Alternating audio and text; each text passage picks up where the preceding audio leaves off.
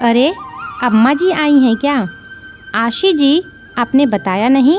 तो फिर कल शाम को आप अम्मा जी को लेकर आइएगा। हमने घर पर कान्हा जी के जन्मदिन का उत्सव रखा है। अम्मा जी का आशीर्वाद भी हमें मिल जाएगा। रीमा बहुत विनम्रता और आदर से हाथ जोड़कर निमंत्रित कर रही थी। हाँ हाँ, हम सब आएंगे।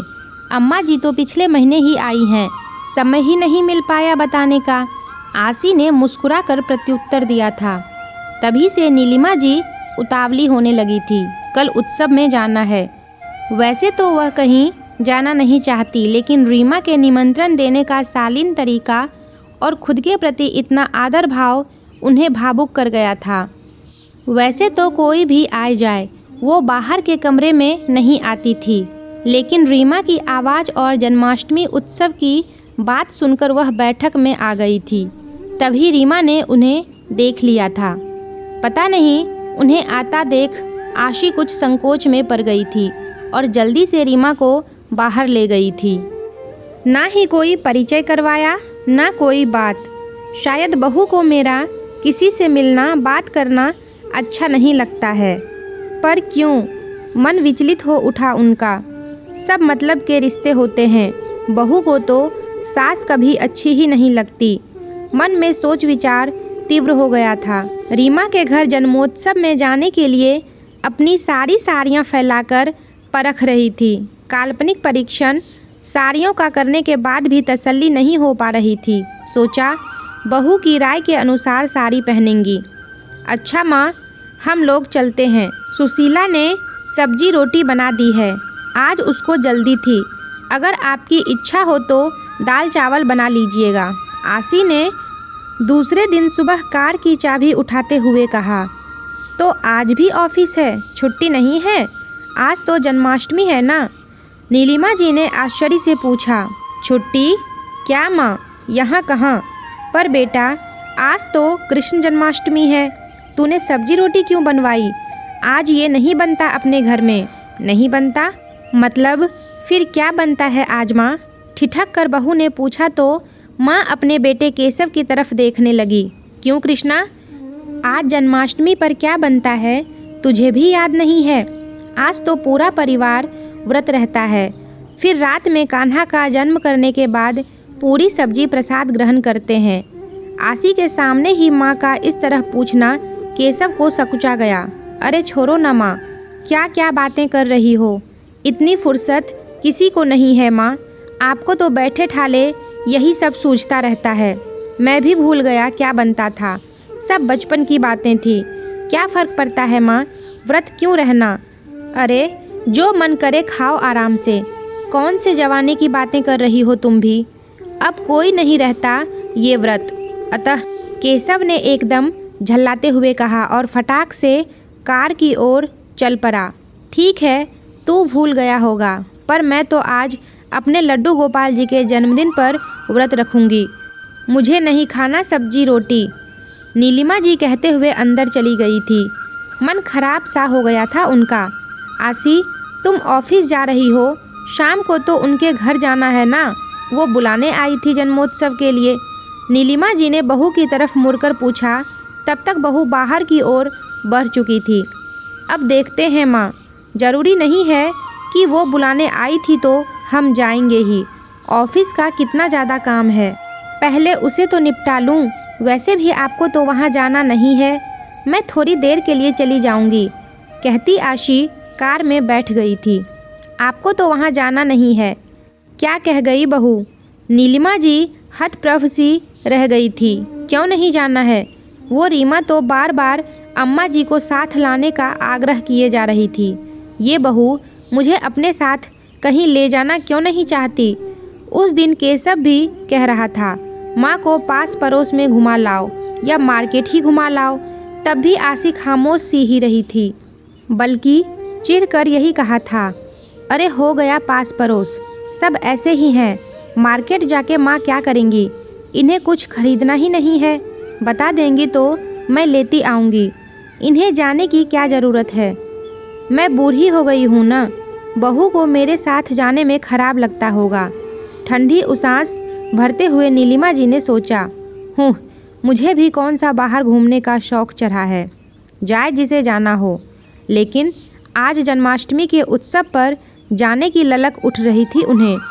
आशी को मुझे ले जाने में दिक्कत ही क्या है, उसे तो गाड़ी चलाना भी आता है, और नहीं भी आता तो क्या, केशव ही छोड़ आता। उन्हें पता था केशव आशी के सामने उन पर झल्ला जाता है, लेकिन मन ही मन चाहता है कि आशी उनका ख्याल रखे, घुमाने ले जाए। मेरा बेटा है, उसको मुझसे मतलब है। बहू तो बस खाना पूर्ति का मतलब रखती है मेरे साथ। इतने आत्मीय रिश्तों में कोई स्वार्थ थोड़ी होता है, बस थोड़ी सी परवाह किए जाने का स्वार्थ होता है बस। अपने कमरे में आकर बैठी ही थी कि सुनीता उनकी साड़ियाँ आयरन करवा कर ले आई। ये लीजिए अम्मा जी, आपकी दोनों साड़ी ले आई हूँ, जो मर्जी हो वही पहन लीजिएगा शाम को। लीजिए कहते हुए उसने दोनों साड़ियाँ उन्हें सौंप दी, लेकिन साड़ी देखकर अम्मा जी का चेहरा प्रसन्न होने के बजाय मुरझा गया। ये देख सुनीता रुक गई। क्या बात है अम्मा, कौनो प्रॉब्लम हो गई है का? एकाएक सुनीता के मुंह से निकल पड़ा। नहीं, प्रॉब्लम कोई नहीं है बेटा, अब शाम को कहीं नहीं जाना है, इसलिए सारी बेकार में ही प्रेस करवा लिया, तुम्हारा काम बढ़ा दिया।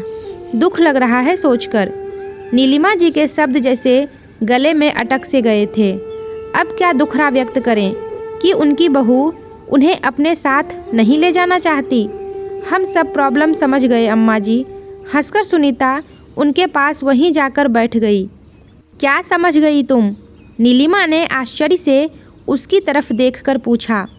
यही कि दीदी जी आपको साथ क्यों नहीं ले जाती। सुनीता हंस रही थी। नीलिमा जी को एकाएक क्रोध और अपमान महसूस होने लगा। ये घर की नौकरानी है, ये भी मेरी बेबसी और अवमानना की हंसी उड़ा रही है मेरे मुंह पर। अरे नाराज ना होई अम्मा, आप जोन तरीके से साड़ी पहनती हैं ना, बस यही कारण से दीदी जी को मज़ा नहीं आता, पर वो आपको कुछ नहीं कह पाती और साथ भी नहीं ले जाती, कहकर सुनीता चली गई थी। अच्छा, तो अब हमारा साड़ी पहनने का तरीका भी हमारी बहू हमें सिखाएगी? ना ले जाए, क्या करना है मुझे भी। आज साड़ी पहनने का तरीका नहीं सुहा रहा है तो साथ ले जाने से कतरा रही है। कल को हमारे बात करने का, रहने का, खाने पीने का तरीका भी अच्छा नहीं लगेगा तो क्या घर से निकाल देगी कि साथ में रहना भी नहीं है।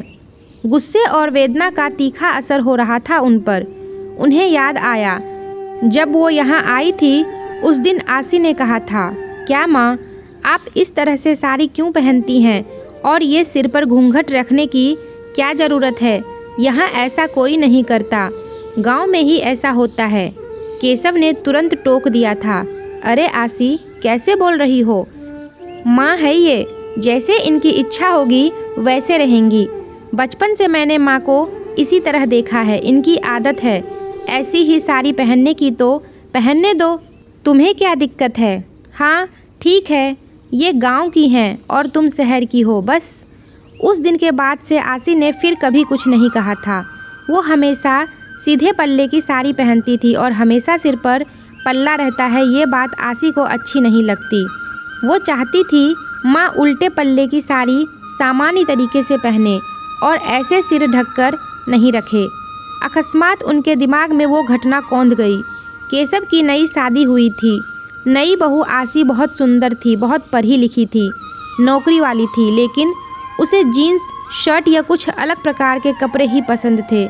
नीलिमा जी को ये बात बहुत अटपटी लगती थी। उन्होंने केशव से कहा था कि जब तक आशी ससुराल में है या मेरे साथ कहीं आना जाना करेगी, साड़ी ही पहनेगी, उसको समझा देना। आखिर हमारी भी प्रतिष्ठा की बात है। ऐसे ऊट पटांग ड्रेस मेरी बहू पहनेंगी तो लोग क्या कहेंगे, मुझे भी अच्छा नहीं लगेगा। केशव ने जो भी समझाया हो, लेकिन तब से आशी जब तक ससुराल में रही एक भी दिन जीन्स या पैंट नहीं पहनी। वो मेरे साथ जब भी कहीं गई साड़ी ही पहन कर गई। नीलिमा जी के मन में हलचल सी मच गई थी। जो उस समय मेरे मन की स्थिति थी वही आज आशी के मन की भी है। मेरे कहने और घर के रिवाज के अनुसार जब उस समय उसने मेरी बात मानी और खुशी खुशी मेरी इच्छा अनुसार खुद में थोड़ा सा बदलाव कर लिया। क्यों रिश्तों की समझ रखती। साड़ी पहनी, वहाँ के अनुसार व्यवहार किया, तो आज उसकी इच्छा, उसके यहाँ के रिवाज के अनुसार मैं भी थोड़ा सा क्यों नहीं बदल सकती। आदतों में, रहन सहन में थोड़ा सा बदलाव किसी भी भावनाओं का सम्मान करना भी बन सकता है। एक दूसरे की भावनाओं का, छोटी छोटी इच्छाओं का आदर करना ही तो बेमतलब होते जा रहे रिश्ते को निखार देता है। बस इतना ही तो चाहिए किसी भी रिश्ते को संवारने के लिए। अचानक दुख और अपमान की भावना तिरोहित हो गई थी उनके मन से। तुरंत वो किचन में गई, बड़े उत्साह से थोड़ा पंजीरी का प्रसाद, पंचामृत और मखाने चिरौंजी का पाक बनाया भोग लगाने को, और अपने लिए चाय बनाई। फिर अपने पसंद की एक साड़ी निकाली और मुस्कुराते हुए आज बरसों के बाद उल्टे पल्ले में पहनी। आईने में खुद को पहचान ही नहीं पा रही थी। कढ़ाईदार ब्लाउज था, सिर पर साड़ी का पल्लू रखने के बजाय कंधे से लटका लिया उन्होंने। वास्तव में आज वह खुद अपने आप को पसंद कर रही थी। अरे वाह माँ, नज़र न लग जाए आज आपको मेरी, कितनी सुंदर दिख रही हो आप। आसी की खुशी भरी तेज आवाज़ से नीलिमा जी चौंक उठी। अरे आज ऑफिस से इतनी जल्दी आ गए, कहते हड़बड़ाकर आदत के अनुसार सिर पर पल्ला रखने लगी। तभी आसी ने आकर हाथ पकड़ लिया। हाँ माँ, ऑफिस में मन नहीं लगा। अरे अरे माँ, प्लीज़ मत करो ना, देखो तो आप कितनी प्यारी लग रही हो। यही वाली माँ मुझे चाहिए। मैं बस यही तो चाहती थी माँ। आसी ने उन्हें हुलसकर गले से लगा लिया था। लगता है आज दोनों सास बहू रीमा के उत्सव की मुख्य अतिथि बनने वाली हैं, केशव ने पीछे से आते हुए कहा, जो महक सूंघता पहले किचन में गया था और पाग का एक बड़ा सा टुकड़ा खाते हुए दोनों के मज़े ले रहा था। अरे कृष्णा, जूठा क्यों कर दिया तूने? वो भोग बनाया था बेटा, कान्हा के लिए। नीलिमा जी आसी से छिटककर अलग होते हुए बोल पड़ी। हाँ तो आपका ये कान्हा ही तो भोग लगा रहा है माँ, केशव ने माँ के पास आते हुए कहा। तो लाओ मैं भी भोग लगा लूँ, आसी ने आधा उसके हाथ से छीनते हुए कहा।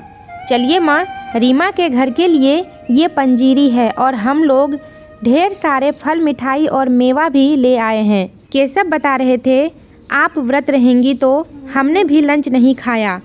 आइए पहले हम सब कुछ फलाहार ले लेते हैं, फिर आप मुझे भी अपने जैसी साड़ी पहना दीजिएगा, फिर चलेंगे रीमा के घर। हाँ भाई, मुख्य अतिथि तो तुम ही लोग हो। केशव ने फिर हंसते हुए चुटकी ली तो नीलिमा जी भी आसी के साथ हंस पड़ी। सोच रही थी बस इतना ही तो चाहिए रहता है हर किसी को।